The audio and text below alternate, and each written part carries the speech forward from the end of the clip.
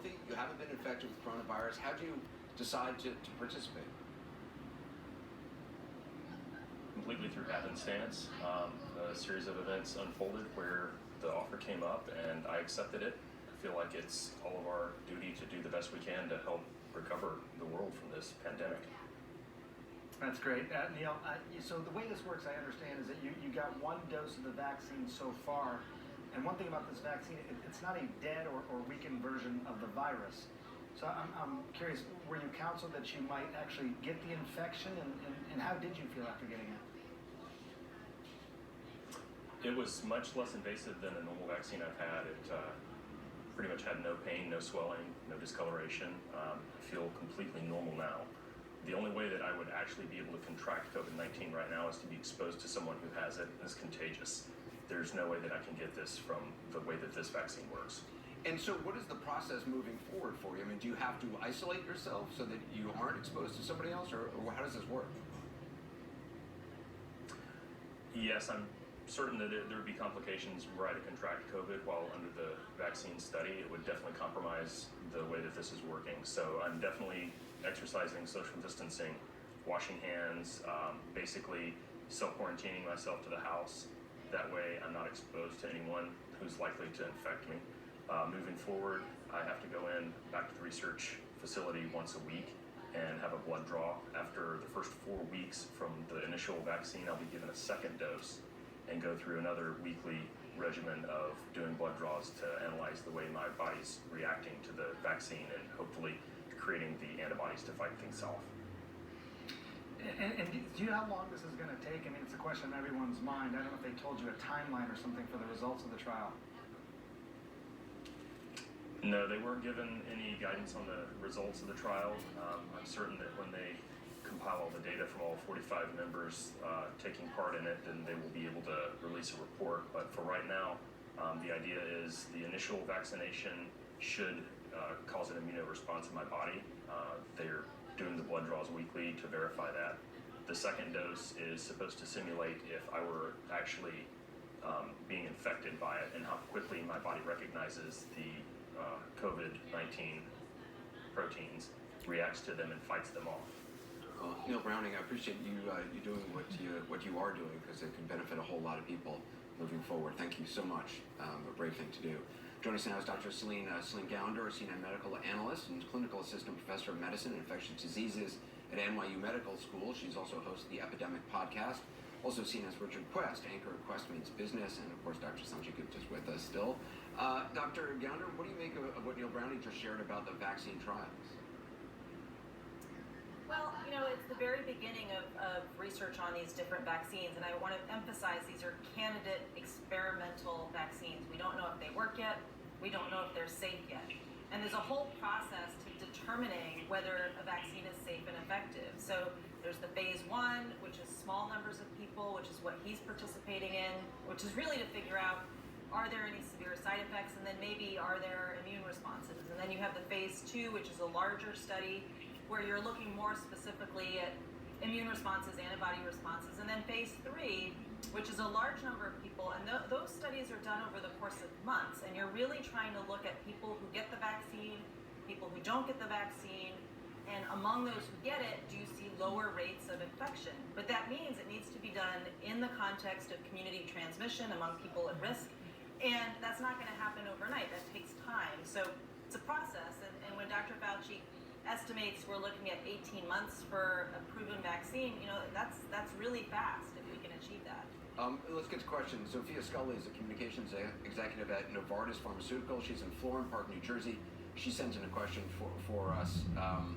Let's take a look. Is that a video question? No. I'll read it.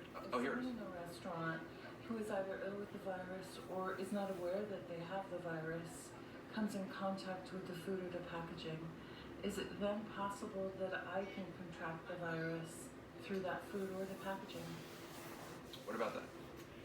So, it's interesting. So first of all, you're not going to get it from the food that you're eating. This isn't one of those types of viruses. It is a respiratory virus. But I got to tell you, so we've been ordering food out as well, and I'm curious, Celine, if you've been doing that. But what we've basically done, if we receive food, we'll try and take off some of the packaging actually on the porch even and leave it out there. And then when we come in, we sort of wipe any of the surfaces that any of the remaining packaging is on, and then obviously wash our hands. I mean, again, keeping in mind that it's hand touching and then hands to face. So that's how we've sort of approached it, and it seems to have worked. I feel pretty good about it. Dr. Yander? Yeah, I would agree with that. I think the highest risk moment in getting food delivered to you is actually the face-to-face interaction, if you have one, with the delivery person. So ideally, you would be able to pay them online, tip them online, or whatever platform you're using for ordering food, and then have them leave it outside your door, wait till they leave, and then you get the food. And then I would do exactly what Sanjay recommended. I've got another question. Nisa Reclusada is a research director of an entertainment company in Los Angeles. What's your question? Hi, thanks so much for this opportunity. With these stressful and uncertain times, it seems even more important to be mindful of our physical and mental well-being. And I see being outdoors, in nature, physically active, and getting fresh air is a great way to stay healthy. My question is, are we being advised to stay away from local, state, and national parks and beaches at this time as well? I want to still be able to enjoy the outdoors, but do so responsibly, following social distancing and other recommendations. We hear this a lot. Sanjay?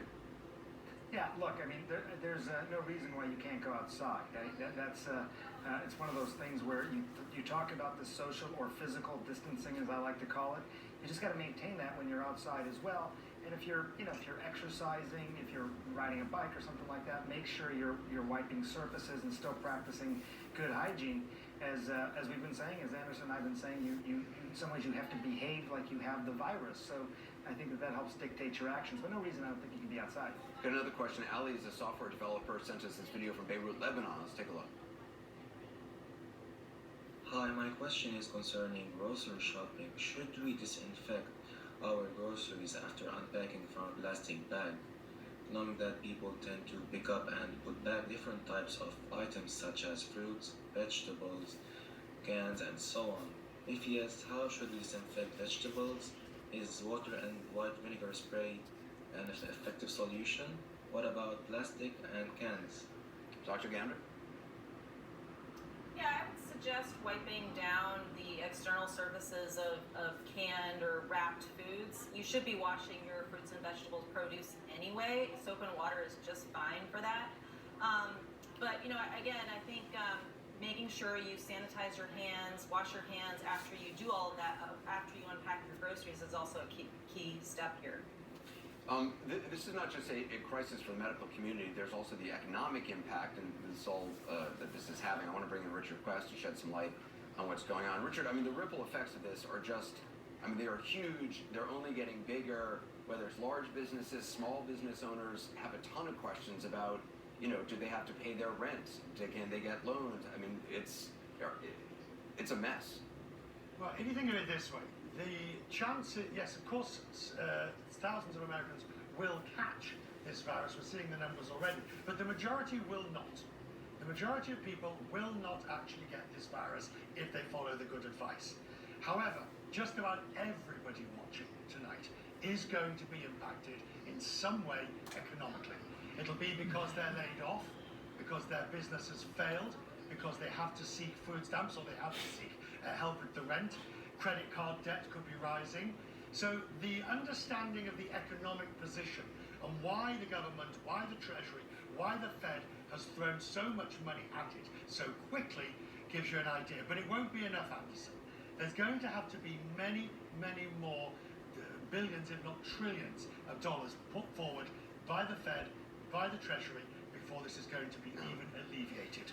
Richard, we have a viewer question for you. Keisha Scott is a manager in the hospitality